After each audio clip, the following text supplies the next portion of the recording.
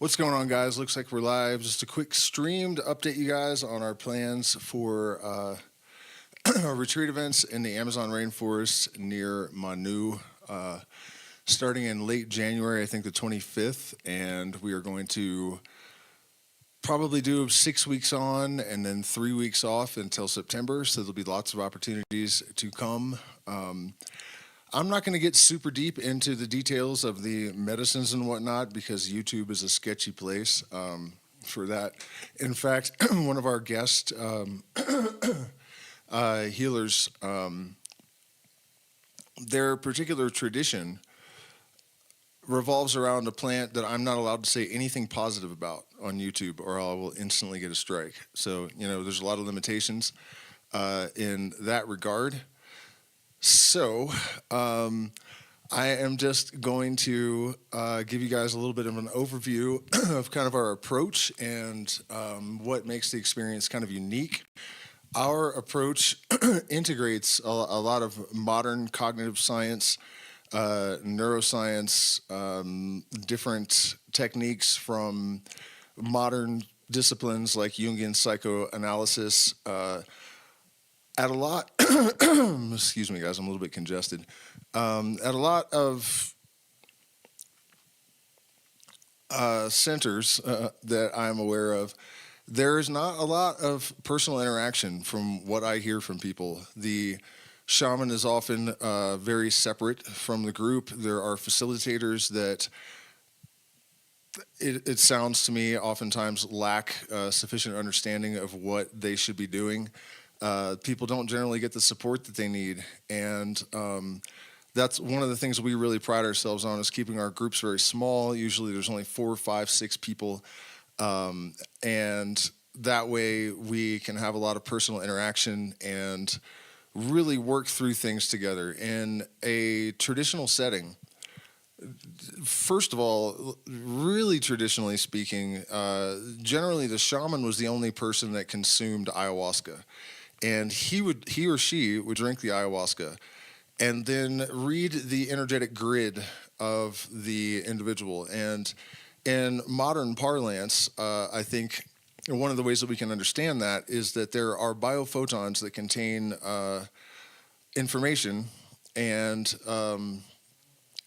one of the things that psychedelics do is bring down the filters that sort of screen these things out in our day-to-day life, because it would be a bit difficult to manage if you're constantly getting bombarded with all of this information from all of the DNA around you, right? So those filters are brought down, and there's a level of receptivity and communication that exists between the shaman and his patient that allows him to have insights into all sorts of things that would be difficult even for modern medical, with those techniques and tools of modern medicine, would still be difficult to ascertain. What's going on, Stellar Illumination? So that level of interpersonal interaction is extremely important, and it's just kind of our focus. And we have a lot of repeat customers, so it's a very intimate kind of setting. We require a screening call for mental health and physical health check, and also to talk about your goals, your reasons for wanting to attend, to check for compatibility. And I just want to take this opportunity to please ask that if you take that step, be honest. I have had a lot of experiences over the years with people that are too embarrassed to talk about something or whatever their motivations are, and withholding certain types of information, like having schizophrenia in your family, if you've had severe abuse of any kind, PTSD. These are things that we need to know about. It won't necessarily exclude you, but it helps to protect us and the group from getting blindsided by people who are overwhelmed by their past trauma. So, we do not serve tourist medicine, and it's important that you're upfront. Speaking of that, I also have spent many, many years both in the Andes and in the jungles of Peru and Ecuador, learning not just about the ceremonial plants, but just the medicinal plants of the jungle. So we have had a lot of success in, I have to be careful with my language here, but I guess we could just say assisting people, whereas more conventional methodologies have completely and utterly failed. So if you have, a condition like epilepsy or diabetes or, you name it, there is always the possibility that there are plants in the jungle that can do more for you than other options may have. Again, like I said, I got to be really careful how I phrase things. Let's see, what else is. And we also focus a little bit more on the development of consciousness and the elucidation and clarification of the true will in individuals. We have a global existential crisis, a crisis of purpose that is derailing humanity. And you can't have a microcosmic issue or a macrocosmic, you know what I mean? They're reflections of each other. So over the years, I've definitely noticed that this is a really common issue for people, that there is not this innate connection with a sense of purpose. And we offer the option of learning the lesser banishing ritual of the pentagram and shamanic techniques, ritual magic techniques from various traditions that facilitate this clarification and ascendance in consciousness, and they're extremely effective. And we also encourage people to avail themselves of learning the neuroscience and the cognitive science behind these things, because if you have a conscious understanding of why these things are efficacious, it makes them much more efficacious, right? So, we don't, not everyone is interested in that, so that's an option for people that attend. Let's see, what else? So you'll fly into Puerto Maldonado, and we will have a driver pick you up and take you to a boat that will take you 2.5 to 3 hours down the river to Tarambapoto, and that is where we will be, deep in the Amazon rainforest. For those that are staying longer, there will be an option to take a boat with licensed indigenous guides into the actual reserve. And Manu is one of the most pristine rainforest areas left in the Amazon. There are giant anacondas. Jaguar sightings are as common as they can be in the rainforest.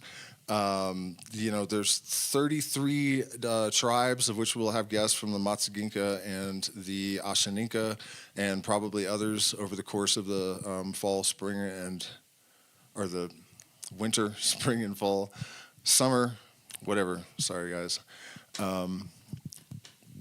You know what I mean. Throughout the course of the season.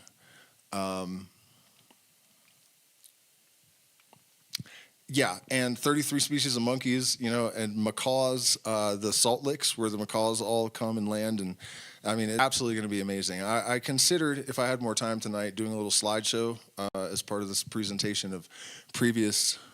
What just happened? Looks like my stream just died. Oh, we're back. Are we back?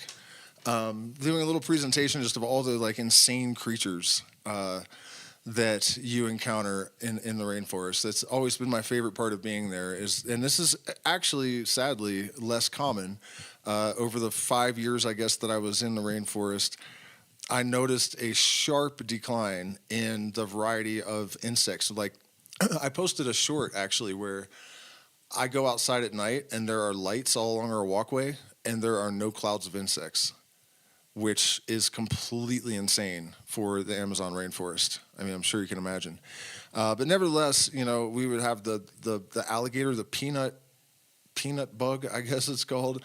It looks like a flying iguana, and the first time we encountered one on the back porch, it was just so confusing because it just looked like a lizard that clearly had wings, and it turns out that the Quechua in the area believed that they are dangerous and they don't even bite.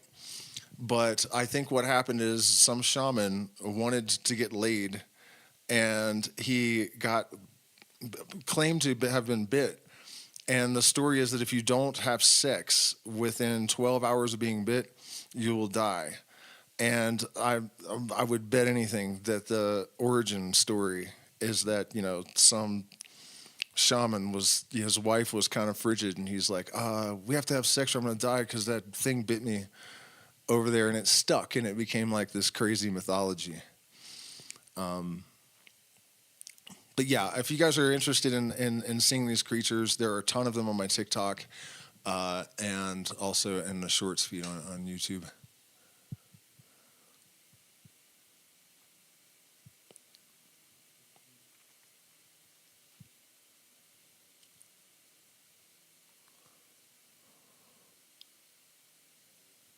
Yeah, of course you can have guitar lessons.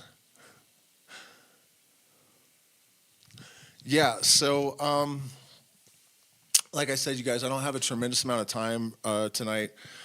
I just wanted to give you guys a chance to ask any questions that you might have, and express that I am extremely excited about this. It's been a difficult solar maxim for me, but coming out on the other side, I feel like I have a level of clarity and wisdom that I definitely did not have last round. I mean, we're all growing, but this recent period has been a period of tremendous accelerated growth for me.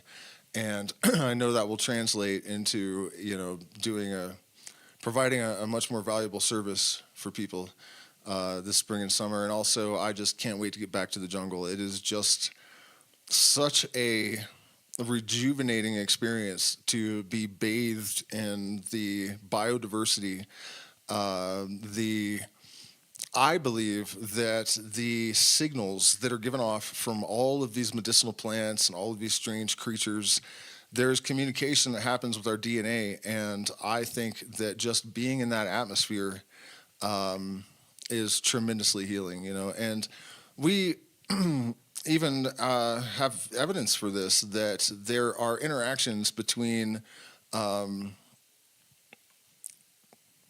organisms that generate, like enzymatic reactions in the soil and microbes, and all of that is happening on another level.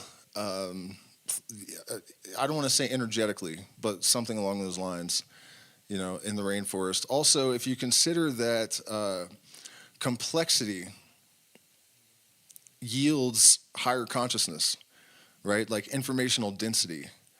The environment itself is a catalyst for tremendous transformation.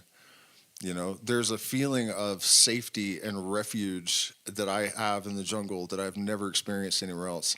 It is almost like returning to the womb, And if you consider the elemental symbolism of water and the need to circulate and integrate our emotions so that we don't stagnate, the wetness of the Amazon rainforest is serendipity. It's not coincidence. Ayahuasca tends to grow along streams and near rivers so that it has access to enough water to grow as fast as it does, which is a completely different but also remarkable story. You're the man to ask about what? I'd like to address the divide between synthetic psychedelics and natural psychedelics. Yeah, I don't play that game really. I personally think that the attitude that every time man interfaces with nature and does something to it, it's always wrong. That's not really real. At least I would hope not. If it is, then we're doomed, And Albert Hoffman, who first synthesized, I don't want to say the Owsley goggles, he felt that the molecule chose him, that it's an intelligence. And I agree with him completely. I think that when it comes to like research chemicals and whatnot, you need to probably steer clear. But just because something is synthetic does not necessarily mean it's bad. In fact, this is kind of an illustration of what I mean. Pure, or the original Hoffman version of his problem child was semi-synthetic. So the way a chemist that I've never met in my entire life described this to me is that there's like a skeleton that's there in nature, and they're just filling in like little missing spots here and there. So it's a collaborative effort, and it does come from basically a mushroom, a fungus, you know. Um, so you know what I mean? I think it's a synergy between man and nature, and I love Hoffman's problem child. I think it's one of the greatest things uh, in the universe.